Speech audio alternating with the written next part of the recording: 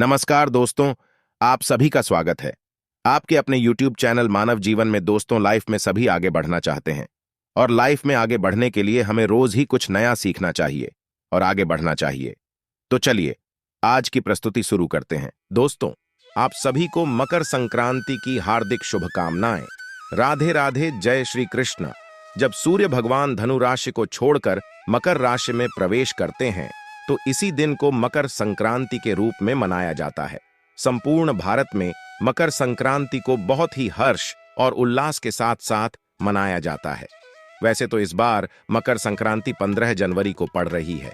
Hindu calendar के हिसाब से कई लोग कह रहे हैं कि 14 तारीख को पड़ रही है, परंतु आपको बता दें कि कई बार मकर संक्रांति 12 और 13 को भी पड़ी है। हिंदू कैलेंडर देखें तो इस बार 15 जनवरी को पड़ रही है। इसी के साथ आपको बता दें कि मकर संक्रांति हमारे लिए बहुत ही महत्वपूर्ण है, क्योंकि मकर संक्रांति के दिन कुछ ऐसे उपाय होते हैं, अगर उनको कर लिया जाए तो हमारे जीवन की जन्म जन्मांतर की गरीबी खत्म हो जाती है। दोस्तों, ध्यान दीजिएगा, मकर संक्रांति के दिन माता लक्ष्मी की पूजा होती है, भगवान विष्णु की पूजा होती है, सूर्य भगवान की पूजा होती है और भगवान शनिदेव की पूजा होती है। मकर संक्रांति के दिन पतंग उड़ाई जाती है, क्योंकि मर्यादा पुरुषोत्तम भगवान श्री राम ने मकर संक्रांति के दिन ही पतंग उड़ाई थी। उसके बाद से ही यह त्योहार मनाया जाता है और पूरे देश में इस त्योहार को मनाया जाता है। हिंदू धर्म की मान्यताओं के हिसाब से भगवान विष्णु ने संपूर्ण असुरों का संहार कर दिया था। संपूर्ण असुरों का अंत करके उनके सिर को मंदार पर्वत में दबा दिया था और युद्ध की समाप्ति की घोषणा की थी। दूसरी कहानी बताई गई है, वह है पवित्र गंगा नदी को लेकर के। जैसा कि आपको पता ही है कि गंगा को मां की संज्ञा दी गई है। माना जाता है कि मकर संक्रांति के दिन ही गंगा मैया धरती पर अवतरित हुई थी। क्लब कुल मिलाकर समझ लीजिए कि मकर संक्रांति का दिन बहुत ही पवित्र दिन है, बहुत ही शुभ कार्य दिन है और बहुत ही कल्याणकारी दिन माना जाता है। इसलिए दोस्तों, आपको हिंदू पुराणों के बारे में एक एक जानकारी अवश्य होनी चाहिए। बहुत ध्यान दीजिएगा, मकर संक्रांति के दिन एक ऐसा दिन होता है जिस दिन भगवान विष्णु की माता लक्ष्मी की पूजा आराधना की जाती है, क्योंकि मकर संक्रांति का दिन एक ऐसा दिन होता है जिस दिन अगर आप सही समय पर पूजा पाठ उपाय कर लेते हैं तो आप एक साथ सूर्य भगवान शनिदेव, माता लक्ष्मी, भगवान विष्णु को प्रसन्न कर सकते हैं। इससे आपके जीवन की जन्म जन्मांतर की गरीबी हमेशा हमेशा के लिए चली जाएगी। आपके जीवन से कष्ट हमेशा के लिए चला जाएगा, दुख हमेशा के लिए खत्म हो जाएगा, आपका दुर्भाग्य भाग्य में बदल जाएगा।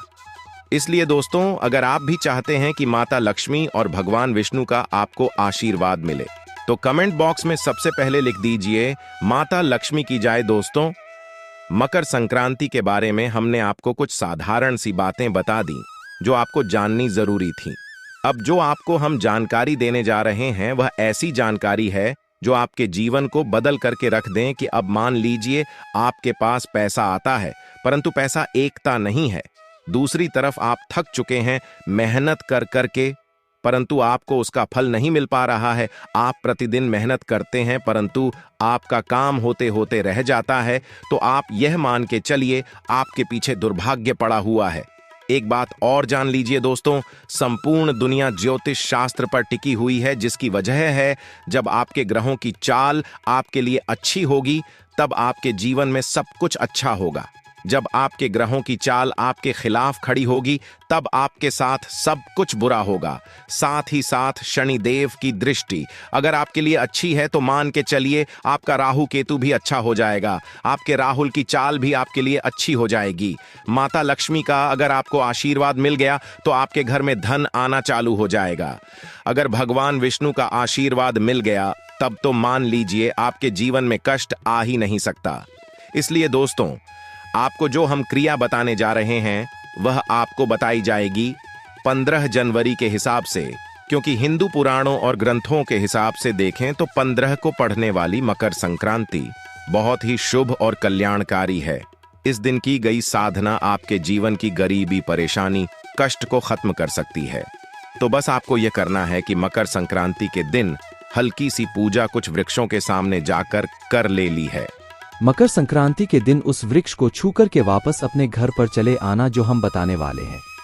इससे आपके जन्म जन्मांतर की गरीबी, परेशानी, कष्ट, दरिद्रता हमेशा के लिए खत्म हो जाएगी। माता लक्ष्मी के आशीर्वाद से आपके जीवन में धन का आगमन शुरू हो जाएगा। धन आने के सारे रास्ते खुल जाएंगे। आपके बंद किस्मत के ताले को चाबी खुल जाएगी। तो आपको ऐसा क्या करना चाहिए जिससे माता लक्ष्मी का आशीर्वाद मिले, भगवान विष्णु का आशीर्वाद मिले और अन्य देवी देवताओं का आशीर्वाद मिले? चलिए एक एक करके आपको बताते हैं। सबसे पहला जो वृक्ष है जिसे आपको मकर संक्रांति के दिन यानी 15 जनवरी को छू कर के आना है तो वह है पीपल का वृक्ष। ध्यान दीजिएगा दोस्तों, पीपल का वृक्ष एक ऐसा वृक्ष है जिसकी अगर हल्की सी साधना की जाए तो आपको विष्णु भगवान और माता लक्ष्मी का आशीर्वाद मिल जाता है। सुबह के वक्त बहुत ध्यान दीजिएगा दोस्तों, 15 जनवरी को सुबह के वक्त पीपल के वृक्ष के पास आपको जाना है। वहां पर एक लोटा जल अर्पित करना है, उसको प्रणाम करना है, वृक्ष को छूना है और अपनी मनोकामना बोल दे दी है। इतना करने भर से आपको भगवान विष्णु का आशीर्वाद प्राप्त हो जाएगा। मान के चलिए आपका दुर्भाग्य जो है वह तो एक तरह से खत्म ही हो जाएगा। भगवान विष्णु के आशीर्वाद से आपको आकस्मिक धन की प्राप्ति होगी। दूसरी तरफ भगवान विष्णु का आशीर्वाद प्राप्त होने से आपके जीवन में जो कसना रहे हैं वो अपने आप हटना चालू हो जाएंगे। अब आपको शनिवार के दिन पीपल के वृक्ष के पास जाना है, एक घी का दीपक जलाना है। घी का दीपक जलाकर आपको अपने मनोकामना बोल नहीं है, पीपल के वृक्ष को बिना छुए सिर्फ घी का दीपक जलाना है। भगवान विष्णु, माता लक्ष्मी को अपनी जो भी मनोकामना है वह बोलनी है और अपने घर वापस चले आना है। 15 जनवरी मकर संक्रांति के दिन यह क्रिया करने से मान के चलिए आजीवन कई तरीके के कष्ट खत्म हो सकते हैं। इसलिए पीपल के वृक्ष के नीचे अगर यह क्रिया आप 15 जनवरी को करते हैं तो मान के चलिए आपको भगवान विष्णु और माता लक्ष्मी का आशीर्वाद प्राप्त होगा। दूसरी क्रिया जो आपको करनी है वह भगवान शंकर के लिए करनी है। दोस्तों वैसे तो शनिवार का दिन शनि देव को समर्पित होता है, परंतु शनिदेव शंकर भगवान को अपना गुरु मानते हैं।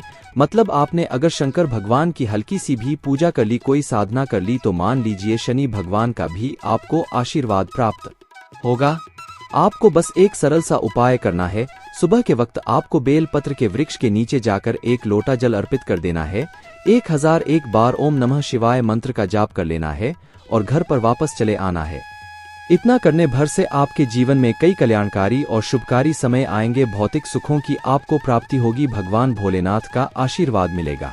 अगर आप चाहते हैं कि भगवान भोलेनाथ का आशीर्वाद मिले तो तुरंत ही कमेंट बॉक्स में लिख दें हर हर महादेव। तीसरा वृक्ष जिसको आपको छूना है और वहां पर परिक्रमा करनी है वह है अशोक का वृक्ष। दोस्तों अशोक का वृक्ष एक ऐसा वृक्ष है जिस पर व्यक्ति के 9 ग्रहों का वास होता है। एक बार सुन लीजिए, अशोक वृक्ष पर मान के चलिए ब्रह्मांड की सर्वशक्तिशाली शक्तियां वास करने आती है, जिसका मतलब यह है कि अशोक के वृक्ष को आपको शनिवार के दिन जाकर के छूना है। इसकी 7 बार परिक्रमा करनी है। हो सके तो 1 लोटा जल भर लीजिए। अगर आपके अंदर क्षमता है तो लोटे में पूरा दूध भी के चले जाइए। दूध कच्चा होना चाहिए, उसमें हल्दी मिला लीजिएगा और वह दूध चढ़ाने के बाद ही, अर्पित करने के बाद ही अशोक के वृक्ष की 7 परिक्रमा लगानी है और वापस घर आ जाएगा। इतना करने भर से मान के चलिए आपके नौकर आपका साथ देंगे। मान के चलिए आपके खिलाफ जो हो गए थे, आपके खिलाफ खड़े हो गए थे, वह आपका साथ 8 देना चालू कर देंगे। आपके जीवन से परेशानियां, कष्ट हमेशा हमेशा के लिए चली जाएंगी। अभी तक हमने आपको वो बातें बताई हैं दोस्तों जो हिंदू पुराणों के हिसाब से है। वह जानकारी है जो आपके जीवन में बदलाव ला सकती है।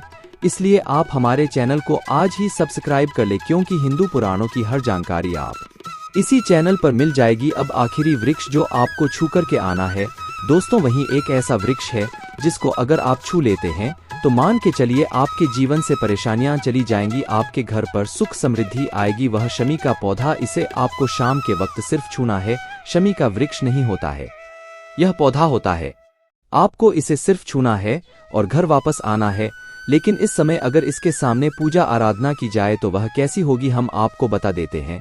देखिए, आपको करना यह है कि शाम के वक्त किसी भी शनिदेव के मंदिर जाना है, वहां पर एक घी का दीपक जला देना है। 7 बार मन ही मन में आपको शनि चालीसा का पाठ कर ले ना है। 15 जनवरी को यह क्रिया करनी है। फिर आपको जहां कहीं भी शमी का पौधा लगा हो या किसी के घर में भी शमी का पौधा लगा हो तो बहुत है, आप वहां पर जाकर शमी के पौधे को छू लीजिए और अपनी मनोकामना बोल दीजिए। शमी का पौधा की एक ऐसा पौधा होता है जिस पर शनि महाराज का वास होता है। इस पौधे के गमले को अगर आप छू कर के घर वापस आ जाते हैं तो मान के चलिए आपके राहु केतु आपका साथ देना चालू कर देंगे, आपके 9 ग्रह आपके साथ हो जाएंगे, आपका दुर्भाग्य भाग्य में बदल जाएगा। मान लीजिए आपके दुश्मन आपके पीछे खड़े थे, आपके दुश्मन आपको हानि पहुंचाना चाहते थे, वो आपका एक बाल भी बाका नहीं कर पाएंगे। दोस्तों, आज की जानकारी आपके जीवन को बदल करके रख सकती है, इसको नजरअंदाज मत कीजिएगा। बस इतना ध्यान दीजिएगा, अगर आप 14 जनवरी को यह उपाय करने जा रहे हैं, मान लीजिए सारे वृक्षों को छुआ रहे हैं, तो इसमें बस पीपल के वृक्ष को छू लेगा, क्योंकि माना जाता है कि कभी भी रविवार के दिन तुलसी के पौधे को और पीपल के वृक्ष को नहीं छूना चाहिए, बहुत अशुभ होता है, यह आपके जीवन में परेशानियां ला सकता है। इसलिए रविवार के दिन पीपल के वृक्ष को न छुएगा। बाकी वृक्षों को आप छू सकते हैं और पौधों को छू सकते हैं, लेकिन रविवार के दिन कभी भी पीपल के वृक्ष और तुलसी जी के पौधे को नहीं छूना चाहिए। आज के लिए बस इतना ही इस वीडियो में दी गई जानकारी। अगर आपको अच्छी लगी हो तो प्लीज हमारे चैनल मानव जीवन को सब्सक्राइब करें, लाइक करें और हमारे वीडियो में अंत तक बने रहने के लिए धन्यवाद।